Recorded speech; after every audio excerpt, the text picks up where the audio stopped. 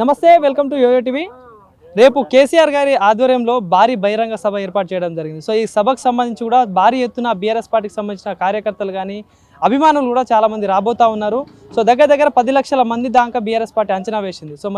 So దానికి ముందే ఈరోజు చుట్టుపక్కల ఉన్న గ్రామం నుండి కొంతమంది మహిళలు కూడా ఇక్కడికి రావడం జరిగింది. సో మాట్లాడించే ప్రయత్నం చేద్దాం. మనతో పాటు కొంతమంది అవ్వలు ఉన్నారు, ముగ్గురు. సో అవ్వ, ఏంది మరి, ఎట్లా ఉంది కాంగ్రెస్ పాలన, ఎట్లా ఉంది మరి? రేపు కేసీఆర్ సభ ఉండబోతుంది. సో వాటిగా చూచడానికే ఉన్నట్టున్నది.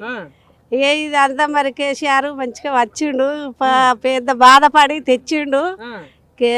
చాలా మంచిగా అనిపించింది. 2000 పింఛని కూడా ఇచ్చిండు. బీడీ కార్మికులకు కూడా మళ్ళా 2000 ఇచ్చిండు. పని సరిపోతలేదని మేము కూడా బీడీలు చేసుకుంటాం. కొన్ని మాకు 2000 పింఛని. మాది చింతలపల్లి, ఇక్కడనే. కేసీఆర్ వస్తాడు, చూద్దాము మరి. అంత ఈ ఏరియా అంతా గింత మంచిగా చేస్తాడు కదా. ఇక 50-66 ఏండ్లు ఉన్నా ఇంతవరకు ఇటువంటి మీటింగ్ ఎప్పుడు చూడలేదు. చాలా మంచిగా అనిపిస్తుంది. మరి దగ్గర అనిపిస్తుంది. ఇక అందరం కూడా మళ్ళీ రేపు పొద్దున్నే వస్తాం, కేసీఆర్ ను చూస్తాం. కేసీఆర్ ను చూడడానికి ఇది వరకు ఒక్కసారి చూసినాం. అభిమానంతో, అభిమానం, ప్రేమ, ఆయన మాట్లాడేటి మాటలు మంచిగా అనిపిస్తాయి. అందుకే వచ్చినాం. మరి ఏంది మరి, కేసీఆర్ అయితే ఓడగొట్టుకున్నారు, కాంగ్రెస్ ప్రభుత్వం వచ్చింది కదా. అది ఒక కొంత చూసిండ్రు అట్లా.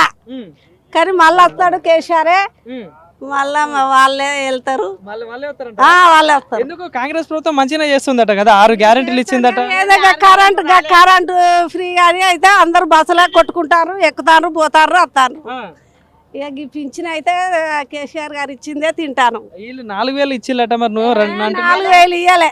4000 అయితే రాలే. ఇక అంటారు ఇప్పుడు ఎన్ని రోజుల కాంగ్రెస్ ప్రభుత్వం అయిపోయి ఇక వచ్చింది పోయింది. మాటల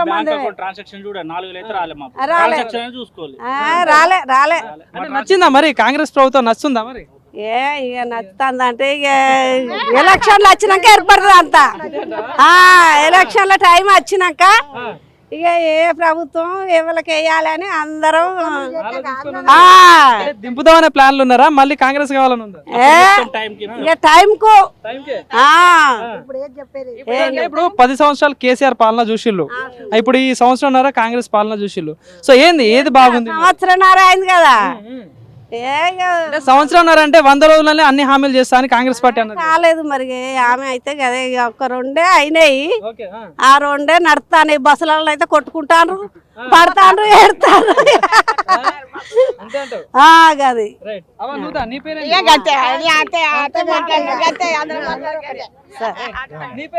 నా పేరు రాంబాయి.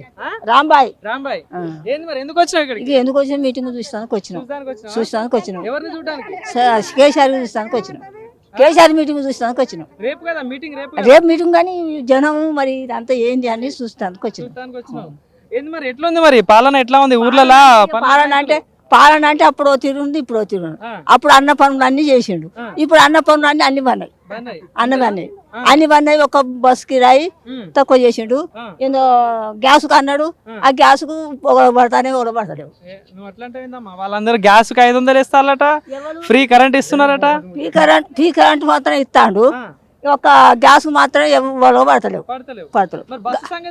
బస్సు సంగతి ఇక ఆడోళ్ళు మొగోళ్ళు అవుతారు, మొగోళ్ళు ఆడోళ్ళు అవుతారు. కూర్చున్న వాళ్ళు లేస్తలేరు. మా సొంటోళ్ళు నిలబడ్డా గానీ ఆడోళ్ళు జరుగుతలేరు. పక్క డబ్బులు ఇచ్చినప్పుడు ప్రశాంతంగా పోయినాం. ఇక ఇప్పుడు ఒకరికొకరు చికెన్ పట్టుకుంటారు బస్సులలో చికెన్. మరి రేవంత్ రెడ్డి ప్రజాపాలన అందిస్తున్నాడట, 6 గ్యారెంటీలు ఇస్తున్నాడు, రైతు బంధు, రుణమాఫీ, పెన్షన్. మీకు 4000 పెన్షన్ అన్నారు. పింఛన్ అవే 2000 వస్తాయి. గంటే 2000. ఇక 4000 పింఛన్ లేదు, 3000 పింఛన్ లేదు, 4000 పింఛన్ లేదు.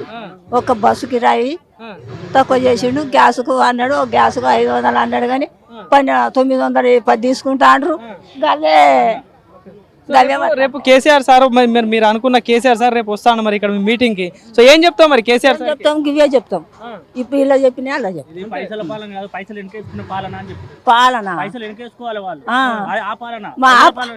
ప్రజల పాలన కాదు.